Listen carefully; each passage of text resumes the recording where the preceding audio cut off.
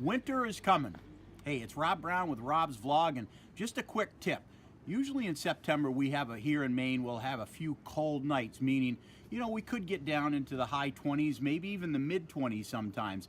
And that's when you really, if you own a Sterndrive powered boat, an inboard outboard that has a car engine basically in it, this video is for you.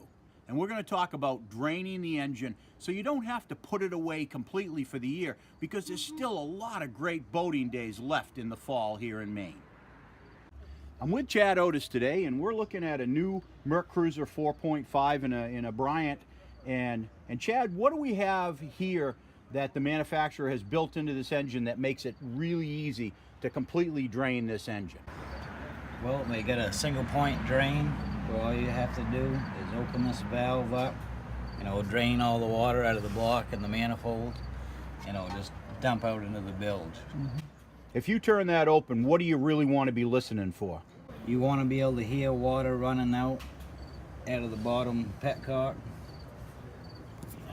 This engine probably hasn't been run yet, so we won't hear that today. Right. But some of the older style engines, we work on a lot of 3.0s, 5.0s, 4.3s. This is really the next generation 4.3. It's a V6, and we've got the catalyzed manifolds and whatnot. Looks a little more impressive than it actually is, but a great running engine.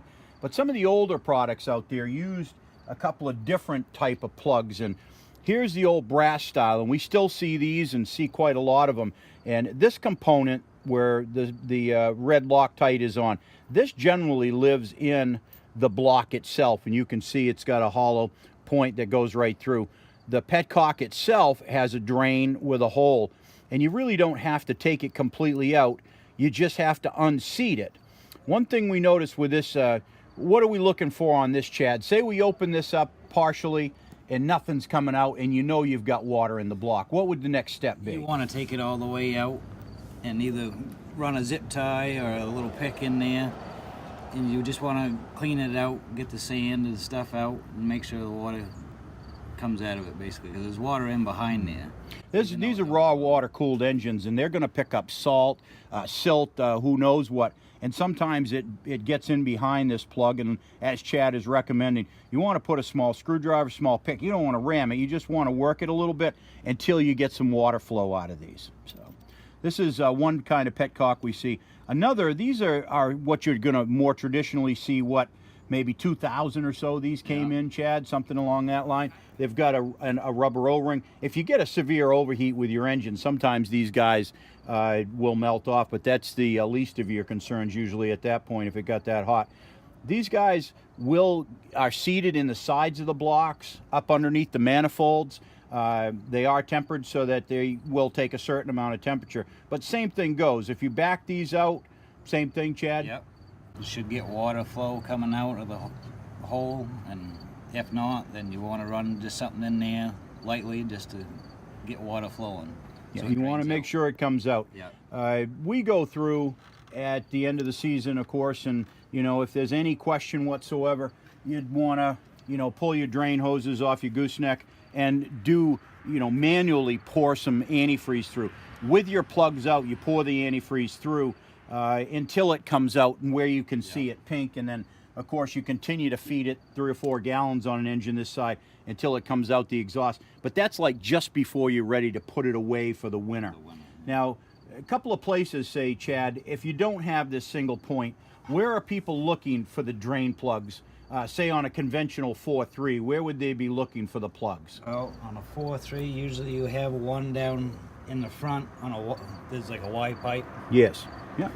And then you get one on each side on the block, and then you get one on the bottom of the manifold. And those are the ones you want to make sure you look at, make sure you're getting water out of them. It's one of those safe than sorry things. Like I said, we've seen some issues crop up in cold nights in September. One of the, say, a backyard type fix that has helped over the years, and I'll step down for a second and show you, is a good old drop cord. I know some of the old farmers, and I know, Chad, you've got chickens, I know Corey does, and you put a little drop cord with a light in there, and the chickens really like it on a cool night, don't they? I mean, even during the winter. Same thing goes here. Worst case scenario, you're not comfortable with doing this, It's only going to be a reasonably close to 32-degree night.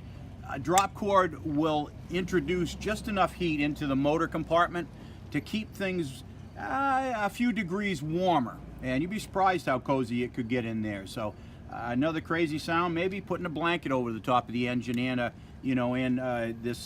drop cord. Turn it on and leave it plugged in overnight. Make sure you keep it away from anything that could create a little bit of a spark or fire. So hey, it's Rob Brown with Rob's Vlog. We're talking about, hey, winter's coming. There are going to be some cool nights, but you don't really want to put your boat away for good. You just want to have a few more weekends to go with it, but you want to make sure you keep it safe. Rob Brown with Rob's Vlog. I'm here with Chad Otis, one of my top senior techs. I hope that you'll find this information helpful.